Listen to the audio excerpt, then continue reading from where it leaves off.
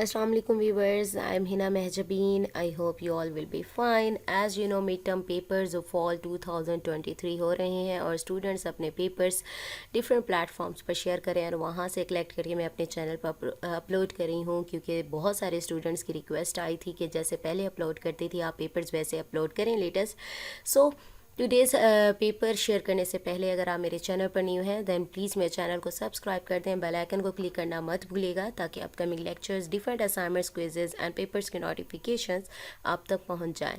Like भी कीजिएगा, share भी कीजिएगा। ओके जी, let's start. First of all as usual मैं आप लोगों को पेपर की प्रिपरेशन की टिप्स देती हूँ कि किस तरह से आप अच्छे तरीके से अपने प्रिपरेशन कर सकते हैं। फ़र्स्ट ऑफ ऑल क्विजेज़ हमारे 20 to 25 आई थिंक होते हैं, तो उसकी प्रिपरेशन के लिए बताती हूँ कि कैसे कर सकते हो। आपने करने हैं लेटेस्ट क्विजेज़। अब लेटेस्ट क्विजेज़ का क्या मतलब है, किसी भी सब्जेक्ट की बात करें, मोस्टली जो सब्जेक्ट्स होते हैं उनका जो मिड टर्म है उससे पहले क्विज़ 1 और क्विज़ 2 हो जाता है, तो आपने एक तो अपने वाला क्विज़ करना है, सेकेंडली डिफरेंट चैनल्स या डिफरेंट वेबसाइट्स, आई थिंक आजकल तो यूट्यूब चैनल्स पर डिफरेंट सब्जेक्ट्स के क्विजेज़ अपलोडेड होते हैं, तो वहाँ से आप लोगों ने देखने हैं। समटाइम्स वहाँ आंसर गलत भी बताया जा रहा होता है, तो आप साथ साथ मैच भी कर लीजिएगा अगर आपके पास टाइम हो तो, ठीक है। तो यानी आपके पास बहुत सारी कलेक्शन हो जाएगी क्विज़ेज़ की, तो आपके ज़्यादातर क्विज़ेज़ जो एग्ज़ाम में आने वाले हैं वो सेम ही हो जाते हैं, ठीक है। क्विज़ की प्रिपरेशन हो गई। जो सब्जेक्टिव पेपर होता है उसकी कैसे प्रिपरेशन करनी है, आप हैंड आउट्स तो देख ही रहे होंगे, लेकिन आपने क्या करना है उसके लिए MCQs के लिए भी पास्ट पेपर आप यूज़ कर सकते हैं।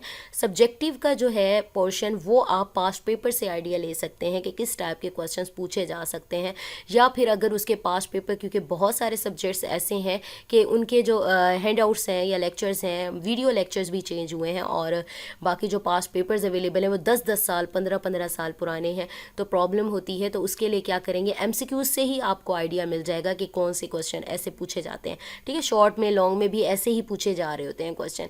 तो सब्जेक्टिव के लिए आप लोग कर सकते हैं किसे आइडिया ले सकते हैं, पास्ट पेपर से आइडिया हो जाएगा कैसे क्वेश्चन आते हैं। और याद रखिएगा कंप्लीटली डिपेंड नहीं करना पास्ट पेपर पर, क्योंकि बहुत सारे स्टूडेंट्स पास्ट पेपर पर डिपेंडेंट होते हैं और फिर पेपर एवे हो जाता है, ठीक है।